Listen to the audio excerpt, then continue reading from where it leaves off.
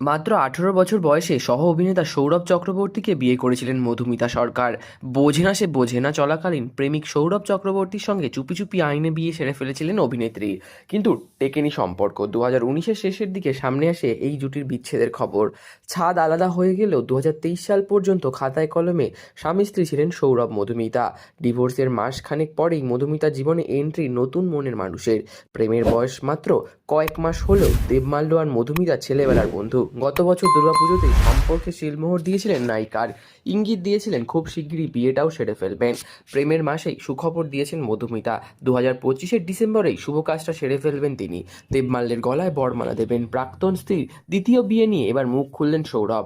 এই সময় অনলাইনকে অভিনেতা বলেন, আমার সাধুবাদ রইল, সেই সঙ্গে নতুন জীবনের অনেক শুভেচ্ছা জানাই, ভালো থাকুক। আর সৌরভের জীবনে কবে বসন্তের ছোঁয়া লাগবে রসবোধ বজায় রেখেই বললেন, আমি বসন্তের অপেক্ষায় আছি, যেদিন আসবে সাদরে গ্রহণ করব, তবে বসন্ত বিলাস যেন না আসে সেটাই ভয়।